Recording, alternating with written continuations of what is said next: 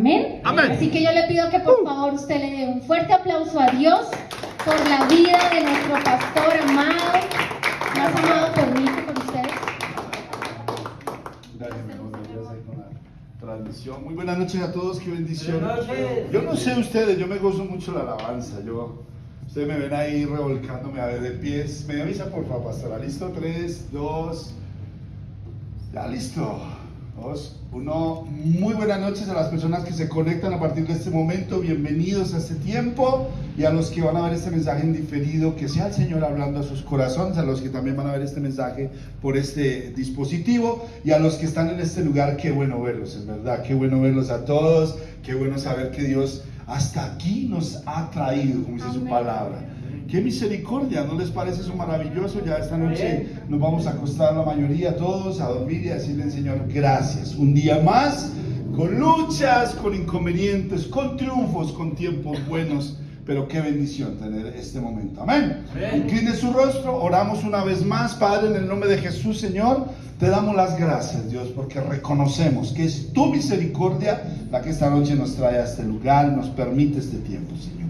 Gracias, Señor. Sabemos que has preparado todo un banquete, Señor. Estamos dispuestos hoy a recibirlo, Señor. Y nos preparamos, renunciando a todo espíritu incorrecto, Dios, todo distractor, todo ruido, todo aquello que venga a robarnos tu palabra queda cancelado en el nombre de Jesús. Señor, gracias. Y te pedimos que cada persona que ha venido a este lugar salga con algo en su corazón diferente de parte tuya, Señor. Venga ese refrigerio de ti y que cada uno de nosotros hoy recibamos el mensaje que tú conoces que necesitamos. Hemos orado en el glorioso nombre que es sobre todos los nombres, el nombre de Jesús, y la iglesia de Dios dice amén, amén y amén y amén. Aquí la palabra clave es ¿cuál? Amén. Bueno, iglesia, qué bueno verlos. Abra su Biblia, los que tengan Biblia, los que tienen dispositivo, los que la tienen de pronto en la memoria.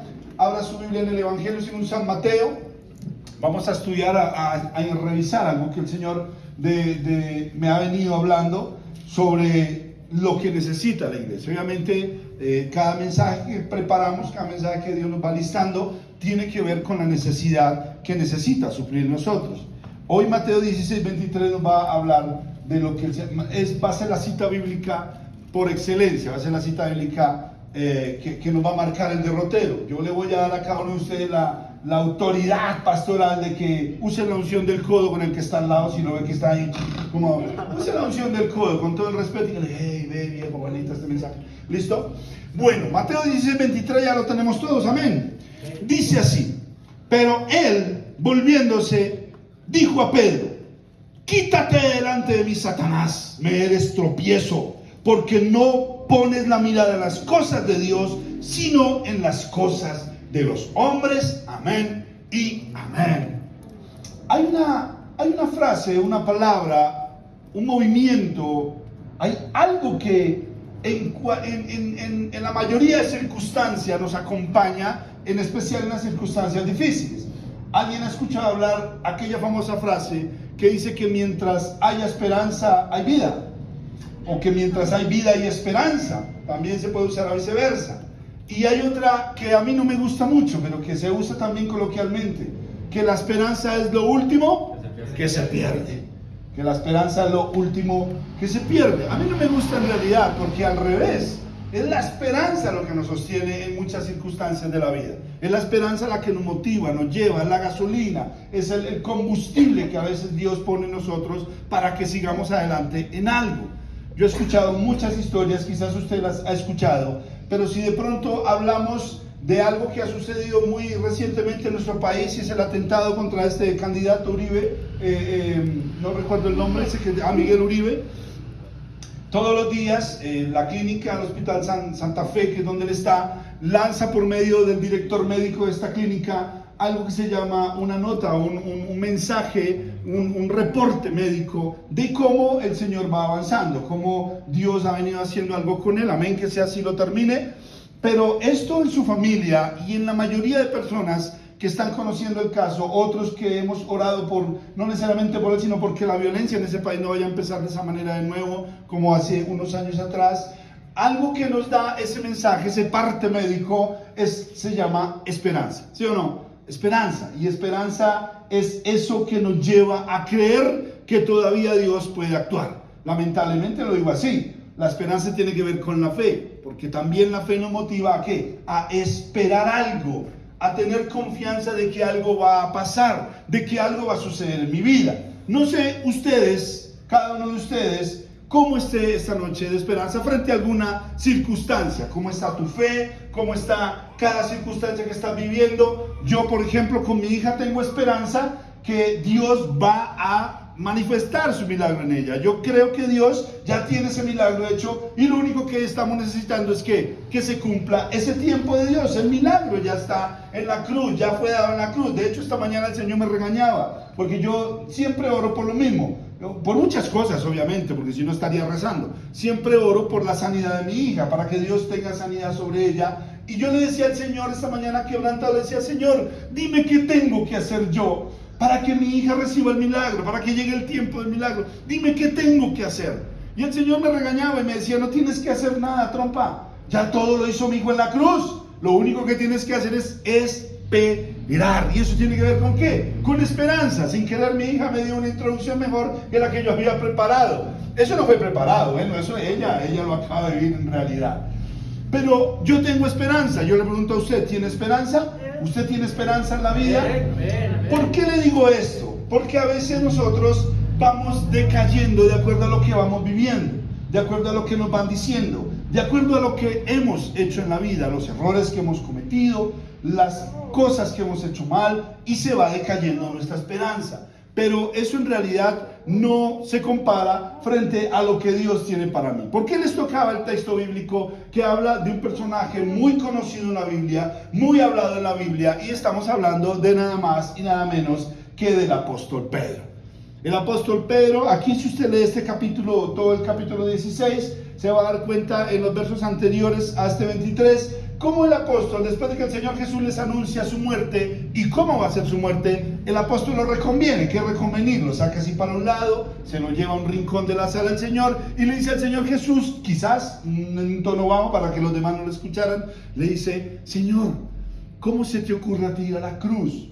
¿Cómo se te ocurre ir a morir así? ¿Cómo se te ocurre si la estamos pasando tan bueno, sanando enfermos, echando fuera demonios y todas estas cosas? Yo me imagino que así le dijo Pedro, al punto. ¿Por qué lo digo así? ¿Por qué me lo imagino? Yo lo parafraseo así. Porque al punto de que el Señor Jesús se enoja tanto que ¿con quién compara a Pedro? ¿Con quién? Con Satanás, con casi nada. Imagínese eso. Imagínese usted el lío en que yo me meta si mi esposa me reconviene sobre algo y yo le digo lo que Jesús le dijo a Pedro. ¡Apártate de mí, Satanás! Mi madre duermo en el sillón por ahí un mes. Me toca, me quedo sin comida y una cantidad de cosas. Tengan la mente quieta. Esa comparación que el Señor Jesús hace cuando le dice a Pedro, a uno de sus discípulos que hacían parte de la rosca del Señor, entre Juan, Jacobo y Pedro, o Juan, Santiago y Pedro, que también Santiago se traduce como Jacobo, eran los más amigos del Señor, eran los panes, eran los llaverías, en los que el Señor podía confiar más en esos tres. Y en especial en Pedro, en Pedrito. Juan era el discípulo amado. Pero la Biblia nos muestra cómo Pedro tenía ciertas preferencias para el Señor. Pero en un momento se le salió del llavero. En un momento, por algo que hace Pedro, él lo saca y le dice, apártate de mí, Satanás. Y ese es el principio, o no el principio, ese es uno de los eventos en los que cualquier persona que no lea en los evangelios de la forma correcta, diría, ese Pedro no tiene nada que hacer, ya lo sacaron, ese Pedro no tenía esperanza. Amén. Y si vamos a recorrer toda la Biblia, nos vamos a dar cuenta de que hay muchos personajes bíblicos que no tuvieron esperanza, que en algún momento de su vida sintieron que su vida no valía nada, sintieron que su vida se había perdido, sintieron que por alguna cosa que hicieron mal, perdieron el tiempo en su vida como tal. Yo no sé si en esta habitación esta noche, de los que hay conectados en estos dispositivos, hay alguien que está identificándose con lo que yo estoy tratando, o lo que Dios está tratando de que usted y yo hoy aprendamos. ¿Cuál?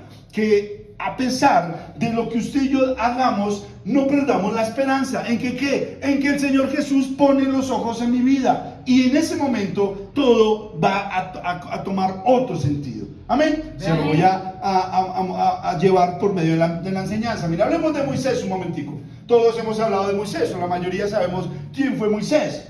Pero Moisés en un momento comete un error garrafal, asesina, mata a un egipcio. Recuerda la historia quizás, ve que este egipcio está maltratando a un israelí y entonces él llega y en un acto de enojo mata al egipcio. Y él pensó que metiéndolo debajo de la arena y tapando bien, no iba a oler a feo el tipo. No, se dieron cuenta y nada más y nada menos que otros egipcios. Lo echaron al agua. Le toca, ¿qué hacer a Moisés? Irse de Egipto. Y Moisés, por si usted no lo sabía, en ese momento iba a ser el segundo al mando. Estaba catalogado, estaba siendo el siguiente aspirante a Faraón. Porque Moisés fue adoptado por la familia de Faraón. Fue educado como un egipcio, fue educado con toda la calidad. Pero en ese momento Moisés perdió toda esperanza. Por un error temperamental. 40 años le tocó refugiarse. 40 años sin esperanza. Hasta que el Señor se le aparece en una zarza, que es una especie de matorral, de matojo, de árbol, y se enciende la zarza y le entrega su llamamiento. Y hasta ahí Moisés no tenía esperanza. Amén. Moisés no valía nada hasta ahí. Hablemos de Josué y de Caleb. Cuando Josué y Caleb junto a otros 10 son enviados a donde a mirar la tierra prometida, los espías que llama la Biblia, los manda, ellos llegan. Son los únicos que tienen esperanza hasta ese momento. Son los únicos que llegan con un mensaje bueno. Mientras los otros 10 no tenían esperanza. No, si los gigantes son inmensos, hay una gente grande, hay mucha gente, nos van a acabar. Ellos no fueron los únicos que dieron un parte de esperanza. Y le dijeron no solamente a Moisés, sino a la mayoría del pueblo, no, si podemos, Dios nos va a rescatar, Dios nos va a sacar adelante, pero eso les trajo muchos problemas a ellos por haber dado esperanza. Si hablamos de Rahab, ¿alguien ha escuchado hablar de Rahab? Rahab fue la mujer, la trabajadora sexual que escondió a Josué y a los espías ¿de quién? Del Señor, de Moisés, del pueblo, que los escondió para que no los encontraran. Esa mujer era una mujer sin esperanza. ¿Por qué? Era una trabajadora sexual. Era una trabajadora sexual que es la profesión más antigua de la humanidad. Era una trabajadora sexual que no valía un centavo o valía el centavo que pagaban por su cuerpo mejor. Era una mujer que no tenía nada de valor. No había esperanza para ella. Y mucho menos cuando se entera que el pueblo de Israel iba a invadir a Jericó. Mucho menos cuando se entera que el pueblo de Israel iba a entrar en ese lugar. ¿Qué hace esta mujer? No tengo nada que perder, escondamos a estos manes acá. Y llegan los soldados y preguntan que si ahí estaba escondiendo a aquellos tipos. Y ella dice, no, aquí no ha venido nadie. Vinieron temprano, hicieron lo suyo y se fueron. Ella no tenía esperanza de nada. Ella ya todo lo daba por perdido. Porque ella misma le dijo a ellos, hemos escuchado que tu Dios es muy grande y te respalda de una manera espectacular. Y que van a invadir a este pueblo. Y que van a acabar, van a derribar las murallas y va a pasar de todo. Ella había perdido toda esperanza. Pero Rahab termina siendo un personaje bíblico muy importante. Después les voy a hablar de eso. Hablemos de Esther. ¿Alguien ha escuchado hablar de Esther? Esther era una mujer que no pertenecía al pueblo de Dios como tal. Esther era una mujer que no tenía nada ganado. Esther era una mujer que ya lo tenía todo perdido. Y en un momento a otro, un rey se fija en ella y la vuelve reina. Y por medio de eso, ella recobra la esperanza que tenía, no solamente para ella, sino para todo el pueblo judío que ella termina salvando después de ciertas cosas que hace con el rey que le tocaba, con su esposo que estaba de rey. Esther no tenía esperanza hasta ese momento. Esther era una mujer que creía que lo que ya era, ya fue y que nadie iba a pasar más nuevo en su vida.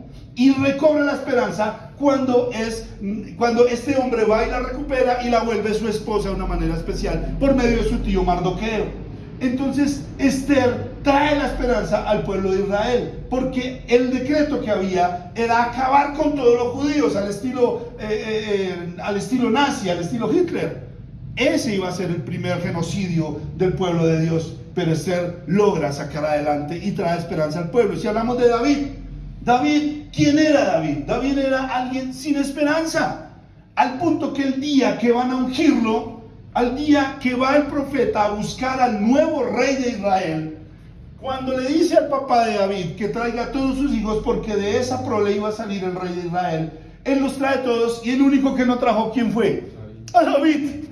David no tenía ni esperanza, no apuntaba ni a candidato de rey. cuando empieza a mirar el profeta y Dios le va diciendo, ese no, ese tampoco, ese menos, ese allá no, dice Samuel, Isaí, y aquí están todos tus hijos.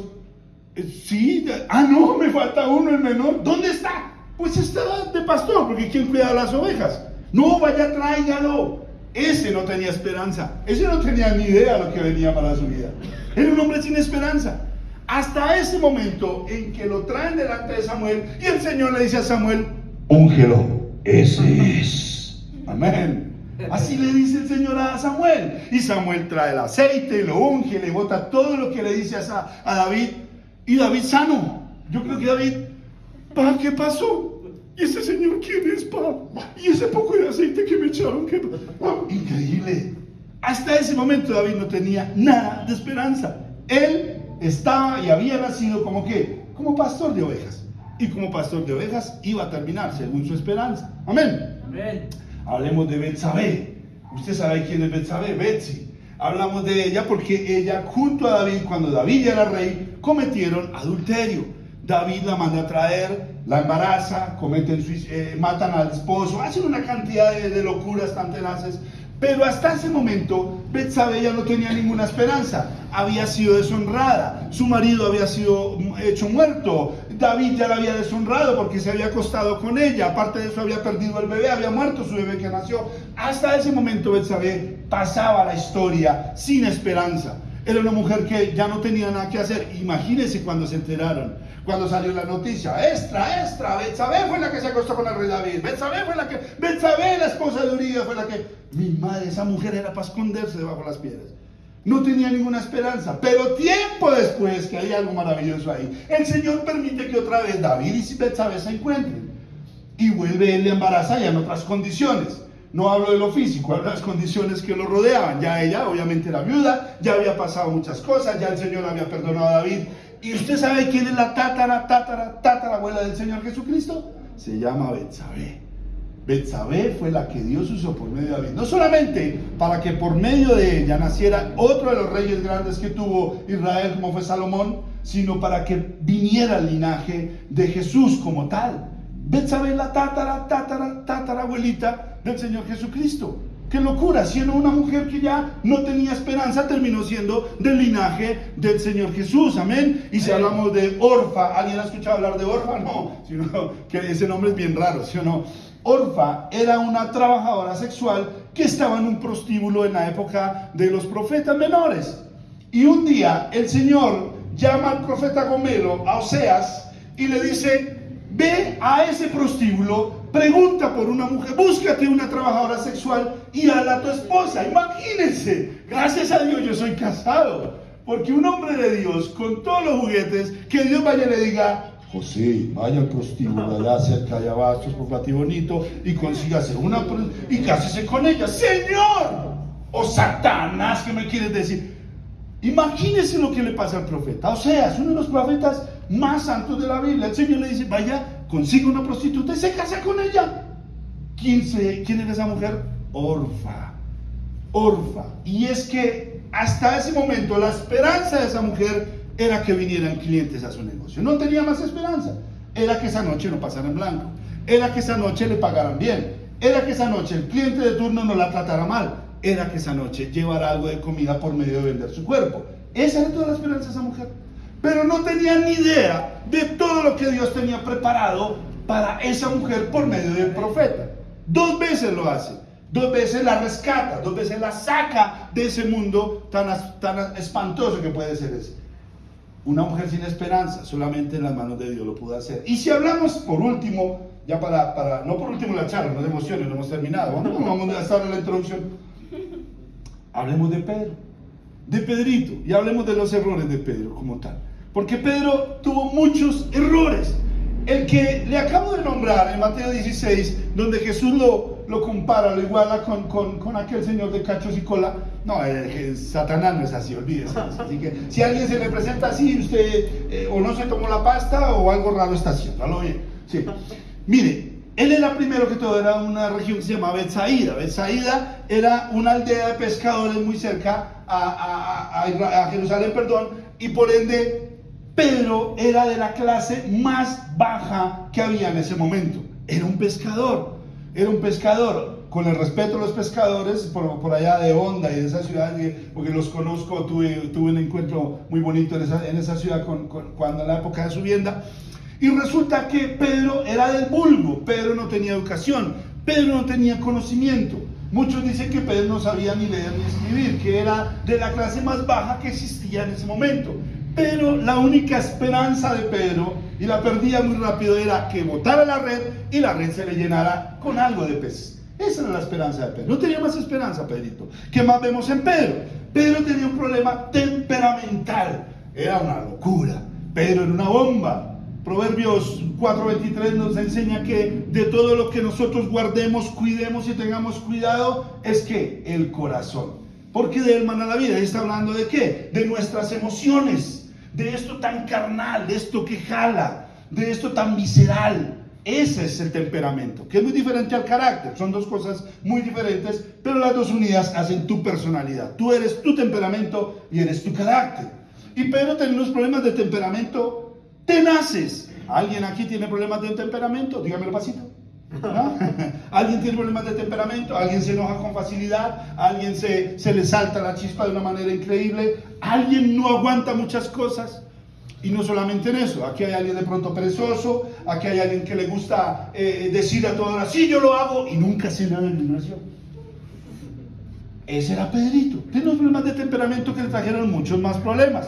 Pedro tenía ese problema, y cuando usted y yo nos permitimos ser trabajados por el Señor, nuestro temperamento es mejorado, es transformado, no cambiado, porque el temperamento es nato, Dios nos lo dio, viene contigo, es visceral, viene en tu carne. Lo que hacemos es transformarlo, llevarlo a otro nivel. El Moisés del Génesis no es el Moisés del Deuteronomio, es otro Moisés transformado por Dios, como lo pueden ser muchos de ustedes que ya en un tiempo con Dios, en un tiempo de proceso, su temperamento ha sido transformado. Yo soy colérico melancólico, después les explico eso de pronto en una charla, tiene que ver con los temperamentos. Pero antes era gritón, era peleón, era pendenciero, tenía pistola y yo creía que Superman era un bobo al lado mío. Antes yo armaba lío por todo, gritón, era abusivo, Ya cambié, muchachos, tranquilos. Mi temperamento fue transformado. Yo sigo siendo gritón, pero más pasito. Y aparte eso me dan el micrófono, mi madre. Yo tengo unas características muy grandes de mi temperamento como las tienes tú. Pero Pedro tenía unos problemas grandísimos. Era terco, testarudo, imprudente, pendenciero, débil de carácter, visceral, era carnal, impulsivo. Era un hombre del vulgo, era un hombre que no tenía dominado su temperamento. Ese temperamento es ese caballo que llevamos por dentro, que a veces hay que dominar. En el caso de las mujeres, obvio, una yegua. Bueno, eso que nos hace reaccionar de una manera absurda, eso que tiene a muchos en la cárcel. Eso que quizás a ti te ha metido en muchos problemas también, por tus problemas temperamentales. Pedro era eso. Pedro, no sé si recuerdan, en Juan 18 habla de cómo Pedro, en un lance de temperamento, va y le quita la oreja a uno de los principales de la sinagoga, Malco. Va y le quita la oreja cuando iba a prender al Señor Jesucristo. Y dice que él saca la espada y lo dejó llamado Pocillo. Ya no era Malco, era Pocillo. Le dio una sola oreja. No entendieron el chiste. Después en la casa se lo explico. En Juan 18 está eso. Que Malco le quita la oreja. Pedro le quita la oreja. Y el Señor Jesús le dice la famosa frase: no, Pedro, porque el que a hierro mata, a hierro muere. Así que envaina esa espada. Y Pedro, usted lo puede ver de pronto en las imágenes de las películas de Hollywood, como él se enoja y en cámara lenta. No sé si usted lo ha visto, a mí me encanta ver la pasión de Mel Gibson, donde muestra todo y no sé cómo lo muestran en The Chosen. Pedro, en medio de sus problemas, ¿qué hizo? Que algo que Jesús le advirtió. Según Lucas 22:33, el Señor le dijo: Señor, dispuesto estoy a ir contigo no solo a la cárcel, sino también a la muerte. Y el Señor le dijo: Pedro, te digo que el gallo no cantará hoy antes de que tú me niegues 3 veces. Y se atrevió a negar al Señor Jesús, después de andar 3 años con él, ser partner, y aquí lo vamos a ver. Quizás lo negó por eso. A muchos dicen que porque le sanó la suegra. Yo no creo mucho en eso, la verdad. Sí, pero Pedro se atrevió a eso. Miren los problemas tan grandes que era Pedro. Miren los problemas tan grandes. Y aparte de eso, en Mateo 7 nos muestra cuando Jesús tienen la transfiguración, que es un evento espiritual que después también se lo explico. El Señor transfigura, se levanta a los aires y se encuentra en los aires con Elías y con Moisés. Se encuentra allí. Y Pedro, Jacobo y Juan, otra vez los tres mosqueteros, con el Señor ven eso y se asombran. Y Pedro, el único, yo veo eso, mi madre, y me orino. Yo veo al Señor Jesús con Moisés y Elías. ¡Wow! ¿Qué es esto? ¿Dónde están los efectos? Yo lo veo y me derribo. No, Pedro dice, Señor, ¿te parece si hacemos una enramada para los tres y se quedan y les preparamos un caldito de papa? Increíble, increíble Pedro, todos los líos que tenía. Y si hasta ahí dejamos de hablar de Pedro, porque no me lo quiero encontrar en el cielo cuando yo digo, tú eras el que predicaba de mí. No, yo no, era otro pastor. Pedro hasta ese momento no tenía muchas esperanzas. Y el que lo vio, me imagino, los otros apóstoles. No sé si ustedes han tenido ese mismo lance, allí donde comparten la residencia y miran a alguien y dicen, no, este man, no, Dios santo, no se ría porque se delata.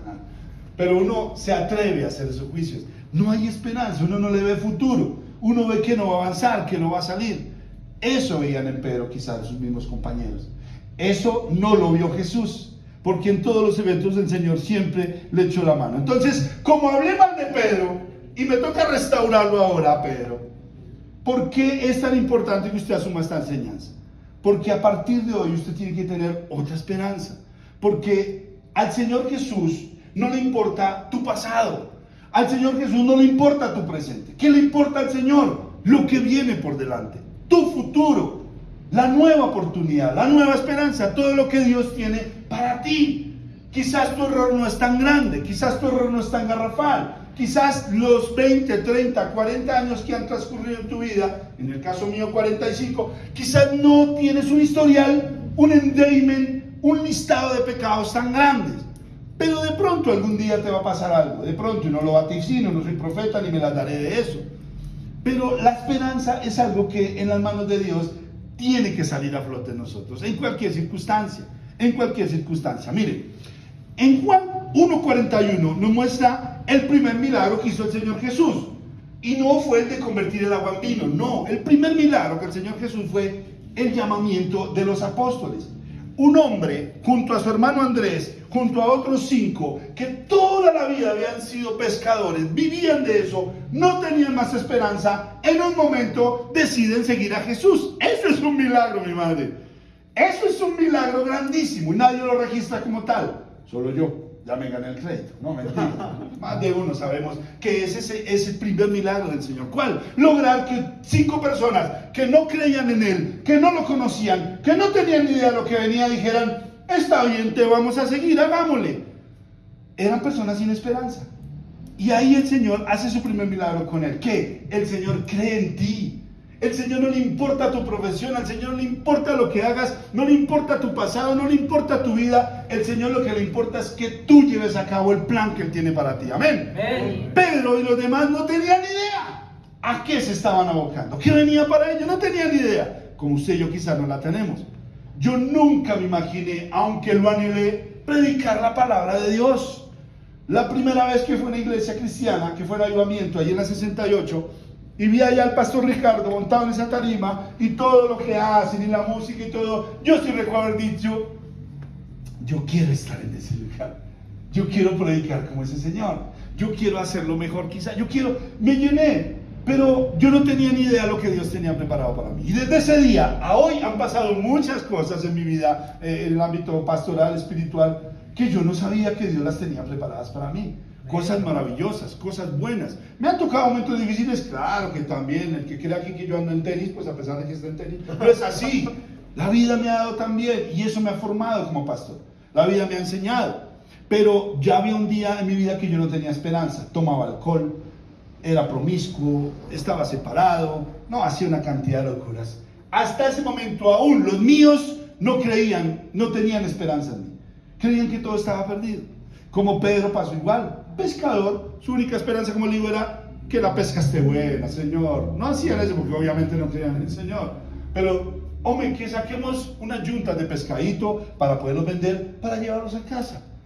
No pasaba así. Esa era toda su esperanza. Pedro se llamaba Simón, empecemos por ahí. que eso traducido al hebreo es Cefas, y que traducido al griego es Petros, y que traducido al español es Pedro. Ese era el nombre original. Pero ahí vemos en Juan 1:4 cómo el Señor Jesucristo le cambia el nombre. De ahora en adelante será Cefas, Pedro, piedra, roca. Y eso es lo que hace el Señor Jesús cuando nos pone la mirada a nosotros. Vuelvo y le digo, no se fija en lo que hiciste, se fija en lo que tiene para ti. Y le dice el Señor, de ahora en adelante te vas a llamar Pedro, ya no te vas a llamar más Simón. De ahora en adelante, con el cambio de tu nombre, cambio tu temperamento, cambio tu carácter, perdón, temperamento no lo transformo, cambio tu carácter. Y lo mismo hizo con Sara, que se llamaba Sarai, lo mismo hizo con Abraham, que se llamaba Abraham. Lo mismo hizo con Pablo, que se llama, con Saulo, que se llama Saulo y lo llama Pablo. Y lo mismo hace con alguien muy especial que hoy en día se llama Israel, Jacob. Se llamaba Jacob y después de una noche. Y cuando cambia el nombre de nosotros, es que cambia nuestro carácter. ¿Cómo te llamas? ¿Cuántos de aquí se han lamentado de su nombre? ¿Cuántos han dicho, mi madre, cómo va a llamarlo? Mi papá tenía hambre, ¿cómo me va a poner el nombre? Conozco mucha gente que le pusieron el nombre del amante de la mamá, mi madre, en serio, o viceversa, y no les gusta su nombre. Pues yo les digo, como le digo a Jeremías, desde el vientre te llamé por tu nombre. En la antigüedad nadie tenía apellido, ¿lo han notado? La Biblia no registra apellidos. Voy a echar un chiste mal, no mentiras. El de Adán era el único que tenía apellido, era Pérez. Porque el Señor le dijo que si pecaba, Pérez serás. Y pecó, entonces se volvió Pérez. Después se lo explico. Nadie. Saulo de Tarso era porque era de la ciudad de Tarso. Y así, María Magdalena era porque era la ciudad de Magdala. Y así, nadie. ¿Por qué? Porque el nombre significaba mucho. Muchísimo significaba el nombre, como hoy en día. Y eso fue lo que el Señor empezó a hacer con Pedro, que voy a transformar tu nombre, voy a cambiar tu carácter. Ya no serás el débil, ya no serás el pescador aquel. De ahora en adelante vas a tener otro temperamento, otro carácter, vas a tener otra identidad. Amén. Eso es lo que hace el Señor con nosotros. Junto a Juan y Santiago, que era Jacobo, eran el círculo de confianza del Señor, como ya les venía diciendo. Y eso, el Señor Jesús no escogía a sus amigos por conveniencia, porque tuvieran plata, porque ofrendaban harto, porque vestían el mejor traje Armani de la moda. No, el Señor Jesús se guiaba por el Padre. Y si el Padre lo vio a que esos eran sus mejores amigos, sus amigos más cercanos, eso le daba un privilegio al apóstol. Amén. Amén. Su humildad era poderosa. Que vemos aquí que en Juan 13, cuando el Señor Jesús va a lavarle los pies en un acto de mostrar el servicio, no sé si usted recuerda este evento, cuando el Señor Jesús le lava los pies a sus apóstoles, mostrando que el menor aquí, el menor en la tierra iba a ser el mayor en el reino de los cielos, que vinimos para servir.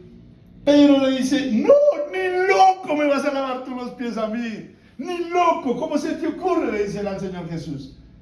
No sé, tenía pecue, no sé, algo le pasaba, las medias rotas, no sé qué tenía Pedro. El caso es que no estaba dispuesto a dejarle los pies del Señor. El Señor Jesús le dice, si no te dejas lavar los pies, no me puedes servir, no habrá servicio. Si no lo hace, y él dice, no, entonces láveme hasta el sobaco, Señor. Allí mismo Pedro se pone a mí. Pero tenía una humildad, en medio de sus problemas temperamentales, Pedro era humilde. Siempre escuchaba al Señor, siempre estaba atento a lo que el Señor le decía. En Lucas 24 nos muestra que Jesús se le presentó resucitado primero a Pedro de todos sus apóstoles, primero a las mujeres, obviamente.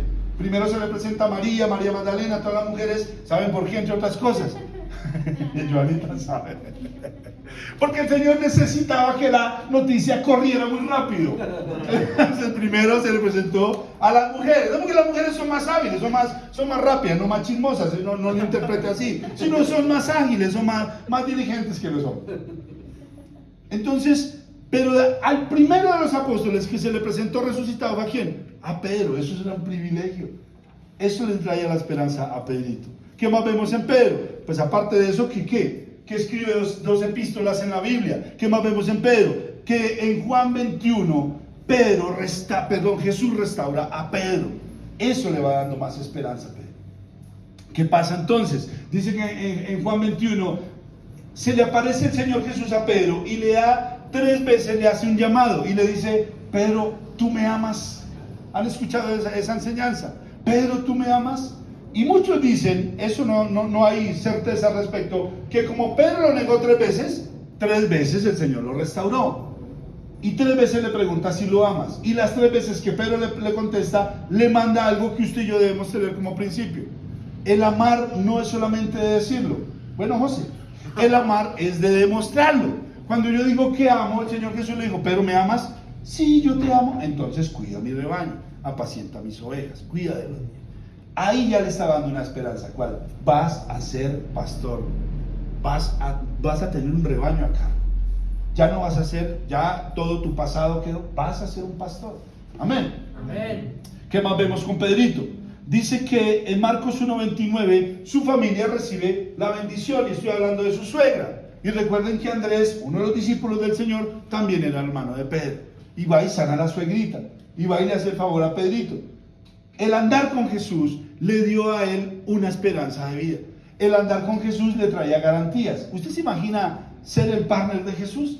¿Usted se imagina tenerlo, decirle, Señor, aquí entre nos es que no tengo para la rienda tan al fresco, ve y saca un pescado, y cuando abras el pescado va a salir? Eso fue lo que hice una vez, ¿recuerda? Cuando no tenía para los impuestos. ¿Se imagina usted decirle, Señor, es que hoy no tenemos de comer? No te preocupes, cierra los ojos, ¡blah! Multiplicar los panes y los peces, que hasta para calentado hubo algo de... Ese es Jesús. Imagina tener al Señor de partner, de amigo. Esto es otra historia. Y a Pedro le pasaba eso, al punto que sanó la suegra, mi madre. Ay, Dios santo, ya vamos a terminar, dice. En Hechos 2:14 empezamos a ver cómo la esperanza de Pedro empieza a hacerse de una manera macro, más grande. ¿Qué pasa en Hechos 2:14? Hablamos del Pentecostés, la primera vez que Pedro predica a una gran multitud. 3,000 personas habían ese día en el estadio. 3,000. Y recuerde que en esa época no contaban sino a los hombres. O sea que si el otro iba con la esposa y los hijos, multiplique eso por 3. 9,000 personas fueron ese día. 9,000 personas recibieron al Señor Jesucristo. ¿Por medio de quién? De que Dios usó al pescador aquel, al que no tenía esperanzas, al que no sabía qué iba a hacer en su vida, sino vender pescado y oler a pescado y comer pescado. No sabía más aceite. Aquí el Señor lo usa de una manera espectacular. 3,000. Y después en Hechos 4, 5,000. Multiplique eso por 3. 15,000 personas escucharon a Pedro en esos mensajes tan importantes. Se bautizaron, recibieron al Señor Jesús. 5,000, eso es mucha gente, mi madre. Muchísima gente. ¿Qué más dice que Pedro recibió como respuesta de estar con Dios? Hacía milagros. En Hechos 5 habla de que la gente sacaba a los enfermos para que cuando Pedro pasara con la sombra, los sanaba. ¿Usted se imagina eso? Con la sombra. O sea, el papá o el esposo del cieguito, de la persona paralítica, no tenía sino que a saber a qué horas pasa Pedro y en ese momento en qué ubicación estaba el sol. No tenía más que saber, porque calculaba a las 12, a la 1, Pedro pasa por aquí, el sol, la sombra cae acá. Aquí voy a, ¿qué es ahí, mamá? Que eso, y pasaba. La Biblia lo narra en Hechos 5, dice que la gente sacaba a los enfermos a ver para que con la sombra los sanara. El pescador, el que no valía nada, el que había negado al Señor Jesús. Dígame si no eso es tener esperanza. Dígame si no es una transformación de parte de Dios. En Hechos 3:6 hace lo mismo con el paralítico. Cuando van entrando al templo y hay un paralítico en la entrada del templo pidiendo limosna, él se esculca y le dice, ¿tiene plata? ¿No trajo nada? ¿Qué hacemos? Dice, no, pues de lo que tengo te doy. Levántate y anda. ¿Qué tenía Pedro? Unción, mi madre. Unción. Pedro tenía unción. Imagínense, esculca. No tengo plata, pelado. Grave, no sé. No tengo... Pero de lo que tengo te doy. ¿Qué tengo? Tengo unción. Y te levantas y andas. El que vendía pescado. El que era pescador. Dígame si eso no es una respuesta a la esperanza. Amén. ¿Qué más tenemos acá? Dice en Hechos 9:4 que fue usado para resucitar a una mujer. ¿Sabían eso? Que Pedro resucitó a una mujer. En Hechos 9, Dorcas se llamaba la mujer. Tabita le decían de cariño. Y le dicen que y se enteraron muchos, dice ahí en Hechos, que Pedro estaba en la ciudad y le dijeron, Pedro, esta señora se murió y es seguidora del Señor. ¿Por qué no vas a ver si de pronto de un pellizco la levantas? Y dice que Pedro va, se arrodilla, hace esa cara, ora y le dice como le dijo Jesús a Lázaro, Tabita, levántate. Y Tabita sacude y sale con él. Se puede imaginar el algarabío de la gente viendo: Pedro, el pescador, el que no tenía esperanza de nada, hasta resucita muertos. Eso es vivir en esperanza. Amén. Amén, amén. Y si hablamos de Mateo 14, cuando camina sobre las aguas, ¿recuerda esa historia? Mateo 14, cuando él, en medio de su osadía, en medio de sus problemas temperamentales, pues yo lo hago, yo déjeme caminar, yo quiero, yo nunca te voy a negar, ese era Pedrito. Pero fue el único que le dijo al Señor: yo quiero caminar sobre las aguas. Un acto de fe, un acto de osadía, un acto que el mismo Señor Jesús lo respaldó y le dijo: ¿en serio, Peter? Sí, yo quiero. Ven, no le dijo más. ¿Y sobre qué caminó Pedro? Sobre las aguas en realidad, pero en realidad no, caminó sobre la palabra que el Señor le dio. Esa enseñanza la tenemos clara. Pero si él no es osado, no logra tener eso. El pescador, el que no valía nada, el que no tiene esperanza, logra caminar sobre las aguas. A ver cuántos aquí me hacen esa, y mejor dicho, yo me le arrodillo, a lo bien. Y lo mejor de todo, Mateo 16 nos narra cómo el Señor Jesús pregunta a sus apóstoles: ¿quién dice la gente que yo soy? Y unos que eres Elías, y otros que no sé quién. Muy bien. Y ahora ustedes, ¿quiénes dicen que soy yo? Le dice a sus 12 apóstoles. Y Pedro es el único que se aventura, como siempre. Aquí estoy yo. Yo digo que tú eres el Hijo del Dios viviente, y le bota. Y el Señor Jesús lo mira y dice: mi madre, Pedro, no te lo reveló ni carne ni sangre, sino mi Padre que está en el cielo. ¿Qué quiere decir eso? El pescador, el que no tenía esperanza, el poco nada, tenía comunión con el Padre. ¡Qué espectáculo! Entonces, ya para ir cerrando, Pedro no tenía ninguna esperanza. Nadie lo veía como un prospecto de persona diferente a lo que él era toda su vida. ¿Qué has sido tú de tu vida? Dime. ¿Qué has sido tú de tu vida? ¿Qué has sido tú hasta hoy? ¿Estás cumpliendo los sueños? ¿Tus sueños se acabaron? ¿Cometiste uno que otro error en la vida y eso te ha llevado a otras circunstancias? Hay gente que no cree en ti de pronto, hay gente que te ha desechado, familiares que no le ven esperanza a tu vida. Eso es lo que de pronto quizás estás viviendo, o tú mismo te estás dando ese látigo, que es peor. Hay gente que ya no cree ni en ella misma. Hay gente que no tiene esperanza en que esto puede cambiar. Hay gente que no cree en que la situación puede mejorar. Pedro era uno de esos. Pero ¿sabe qué le pasó a Pedro? A Pedro lo halló el Señor. A Pedro lo amó el Señor. A Pedro lo llamó el Señor. A Pedro lo perdonó el Señor. A Pedro lo restauró el Señor. A Pedro lo levantó el Señor. Y lo envió el Señor. Entonces esta noche la enseñanza es esa. Pregúntese usted: ¿tengo yo esperanzas en la vida? Porque si no, Él sí. Porque si alguien en este lugar, alguien que está conectado, alguien que vea esta transmisión después, ha perdido la esperanza, mire para el cielo. ¿Por qué no la ha perdido en ti? Y si estás en este lugar, si Dios te puso a escuchar esta enseñanza, es porque Dios puso los ojos en ti. Aquí no estamos de gratis, no porque le vaya a cobrar al pastor. Aquí no estamos de gratis, nadie está de gratis. Todos estamos porque de una u otra manera Dios ya nos dio. Y Dios sabe lo que tiene para nosotros. Y cosas de bien tengo para ustedes, dijo el Señor. No de mal, cosas de bien. Y vuelvo y le digo: no se fije en lo que usted ha vivido quizás, no se fije en los fracasos de su vida, no se fije en lo mal que quizás la ha pasado, no se fije en eso. Ponga los ojos en el Señor, déjese hallar por Él, déjese transformar por Él, dedíquese a buscarlo, dedíquese a trabajar con Él, deje que lo halle, que lo ame, que lo consienta, que Él lo restaure, lo perdone y que deje que Él lo levante. El Señor sí tiene esperanza en nosotros, tanta que decidió dar su vida en la cruz por nosotros. Eso se llama tener esperanza. ¿Quién de los que está aquí daría la vida por otro en realidad? ¿Quién de los que está aquí?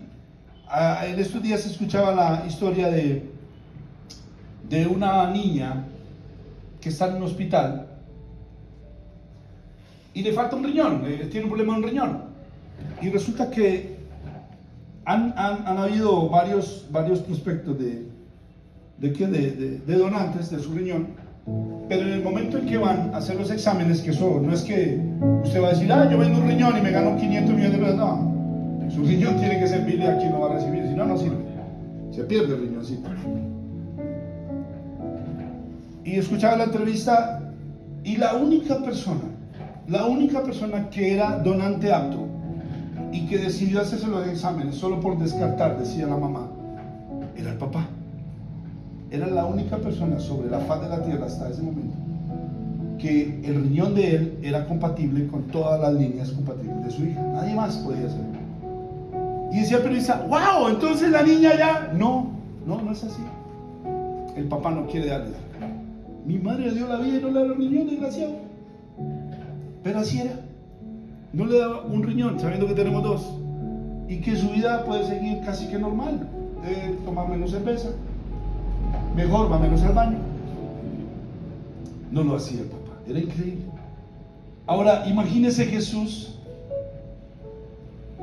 que nos acepta, no como somos, sino a pesar de lo que somos. Esta noche es el mensaje que yo les tenía a todos. El Señor Jesús tiene los ojos en ti. Él sí tiene esperanza. Así que sí, aún, porque eso pasa aún en las iglesias cristianas, aunque usted no lo crea, en la vida cristiana. Viene la depresión, viene la soledad, la ansiedad, las ganas de matarse. Los pastores se suicidan, yo no. Los pastores se han quitado la vida en Estados Unidos, pastores de renombre, pastores con una congregación 50,000 veces más grande que esta, obviamente. Y se suicidan, se quitan la vida. Depresivos, con problemas, y perdieron toda esperanza. Pastores, mi madre, imagínense qué nos puede pasar a nosotros. Pero esta noche el mensaje es muy claro. Esta noche el mensaje es directo. No pierdas la esperanza en que el Señor va a hacer algo con tu vida. Amén. Amén. Con tu circunstancia, con tu situación. 2 Corintios 5:17, el apóstol Pablo enseña algo maravilloso. De modo que si alguno está en Cristo, nueva criatura es. Las cosas pasadas ya pasaron. He aquí todas son hechas nuevas. Todas. Eso tiene que ver con el nuevo nacimiento, con la santidad, con el creerle a Dios. Entonces, esta noche, iglesia, Dios me ponía este mensaje en el corazón. Y el mensaje, que no es lo usual, el título del mensaje esta noche es Tengo esperanza. Yo tengo esperanza, ¿usted la tiene? ¿La ha recobrado? Dígame que entendió el mensaje. Dígame que no perdimos hora y pico. Porque si no me toca el pico a la área y... El mensaje esta noche para esta iglesia, para los que se conectan, para los que lo van a ver y no por casualidades, tienes esperanza, recupera la esperanza. ¿Por qué? Porque el Señor puso los ojos en ti. Y el Señor lo que comienza, lo termina no de fulminar, ¿no? Sino lo termina, lo acaba, lleva a cabo su... Cada persona que ha venido esta noche tiene un propósito en Dios, cada uno. No tienes ni idea de lo que Dios va a hacer con tu vida. Sí, solo sí, le crees a Él. Amén. Sí, solo sí, como Pedro, aceptas su llamado. Sí, solo sí, como Pedro, te dejas formar, te dejas enseñar. Sí, solo sí, de cuando en vez el Señor te va a comparar con Satanás. Sí, solo sí, decides seguirlo de verdad y recibir el llamado. Ese era Pedro. No valía nada, Pedrito. ¿Qué digo yo, Simón? No valía nada, no tenía nada. No tenía nada, pero el Señor Jesús lo halló y lo hizo un pescador de hombres. Le cambió la vida totalmente. No hablo de plata, no hablo de posición en la tierra, hablo de un hombre que Dios transformó y un hombre que tenía un pasado maluco, absurdo, sin esperanza. Así que si usted esta noche recibe el mensaje, yo le invito a que cierre sus ojos un momento. Vamos a orar. Y vamos a pedirle al Espíritu Santo que esta noche selle esta enseñanza en su corazón y que usted salga de este lugar con algo nuevo en su vida, con algo nuevo que Dios quiere que trabaje en su vida, con algo nuevo que Dios quiere que enseñe quizás. Mire, aquí en este lugar quizás hay muchas personas, algunas personas de verdad, que han sido desechadas por las familias, por esposas, por hogares, por relaciones, quizás personas que lo han perdido todo, finanzas, has quebrado. Quizás hay personas que esta noche conectadas que están en la misma circunstancia. y han perdido toda esperanza. Viven por vivir, respiran por respirar. Su mayor esperanza es levantarse, ir a conseguir algo, poder comer de pronto, tener donde dormir. Esa es tu mayor esperanza. Para otros quizás su esperanza se centra en otras circunstancias. Pero esa noche el Señor quiere que entendamos que Él tiene sus ojos puestos en nosotros, que no nos ha dejado, que no nos ha abandonado y que todo quizás lo que hemos vivido, todo tiene un propósito en Él. No hay ninguno que se salga de su redil sin que Él tenga un propósito. Aún la palabra enseña que Él dijo: y tengo otro rebaño, al cual le pondré otro pastor, porque mis ovejas conocen mi voz y vienen a mí, y yo conozco mis ovejas. Así que esta noche, si alguien en este lugar, alguien de los que está conectado, había perdido la esperanza o la tenía bajita, hoy de parte de Dios te digo, de parte del Señor. No estoy diciendo y Jehová Dios te dice, no, eso no lo uso yo, porque Dios no me dijo nada. Te voy a decir algo que está escrito.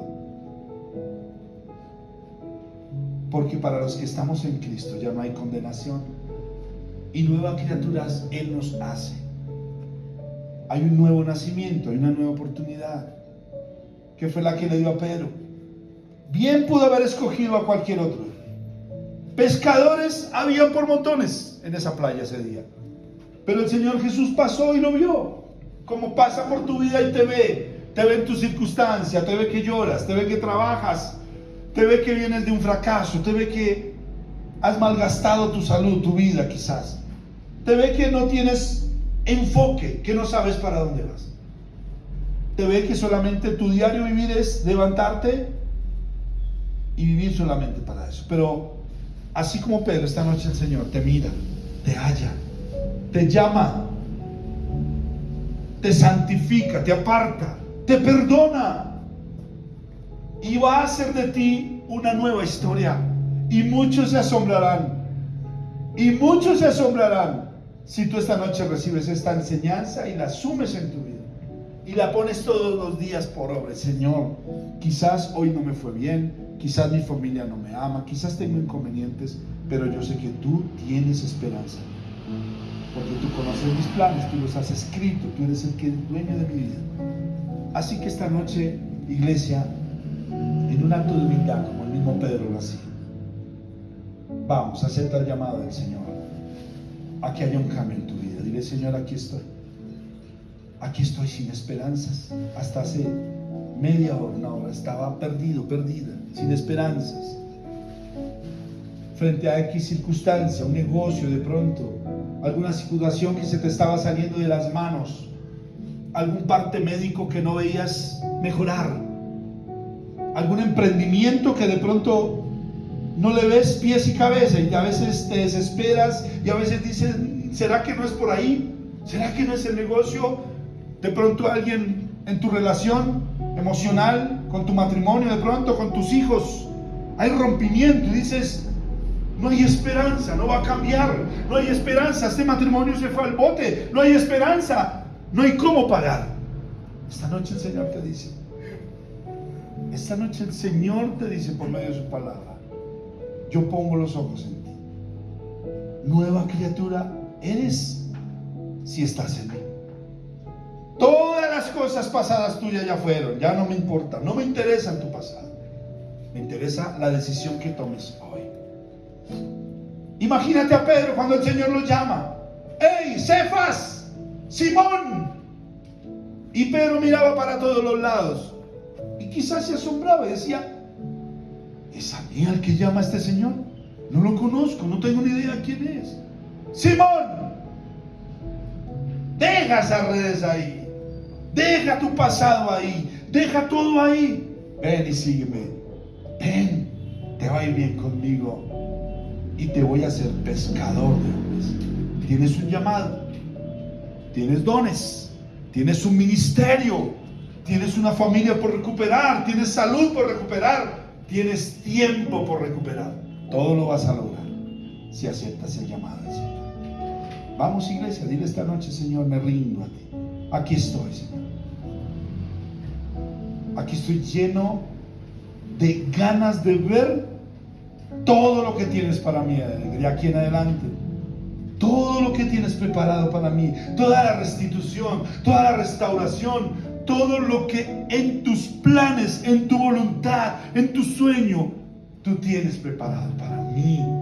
Señor, perdóname. Vamos, iglesia, si reconoces esta noche que has cometido errores, dile al Señor esta noche: Señor, perdóname, por favor. Perdóname haberte negado como Pedro, y no a los cuatro vientos. Has negado al Señor Jesús cuando perdiste la fe. Lo has negado cuando decidiste echar por el balde tu salud, tu familia, tu casa, tus finanzas. Ahí negaste al Señor. Ahí lo hemos negado cuando pecamos, cuando cometemos error. Dile esta noche: Señor, perdóname, dame la oportunidad, restáurame, Señor.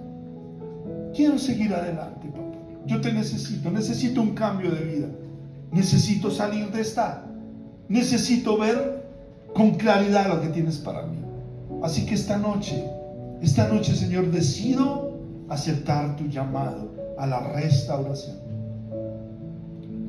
porque tú sí tienes esperanza en mí. Y hoy yo tengo esperanza, Señor, en que tú me vas a ayudar más de lo que me has ayudado. Padre, en el nombre de Jesús, yo bendigo esta tu iglesia, Señor. Gracias te doy por cada uno de ellos, cada persona que has traído, cada alma, cada uno de tus hijos. Sé cuánto los amas, Señor. Lo siento, el Señor te ama, papá. Y no ha permitido cosas peores en tu vida porque te ama.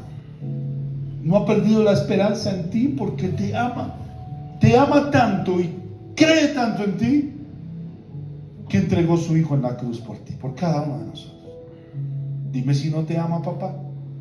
Que te ama, papá.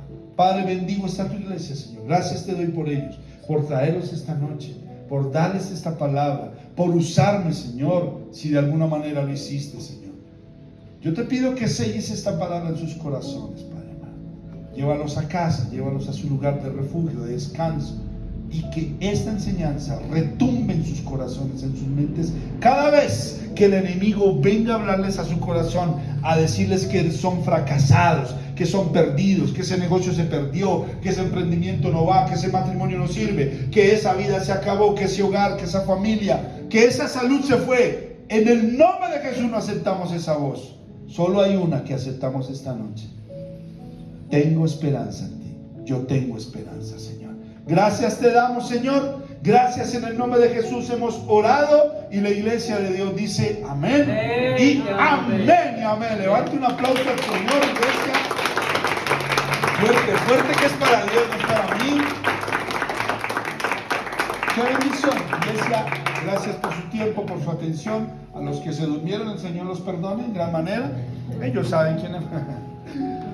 Iglesia, muchas gracias por prestarme sus oídos. A mí me agrada poderles compartir este mensaje a todos como tal, a todos. Qué bendición haber permitido este tiempo. Pudieron haber estar haciendo otras cosas, ¿sí o no, Emma? ¿Sí o no, José? ¿Sí o no? Pero no, al Señor le plació traerlos aquí casi que obligados. No. Gracias, los esperamos de hoy en 8. No se olviden, los que quieran mañana conectarse al discipulado a las 6 de la tarde con nuestra pastora, y vamos a tener un tiempo de ofrenda. Despido a las personas que están conectadas. Dios los bendiga y que sea un mensaje que traiga mucha esperanza a sus corazones. No sé si aquí ya pagó mi pastora. Ya no ha pagado. Es que esta es la que va para China, entonces por eso se molesta. Si usted trajo una ofrenda para honrar al Señor,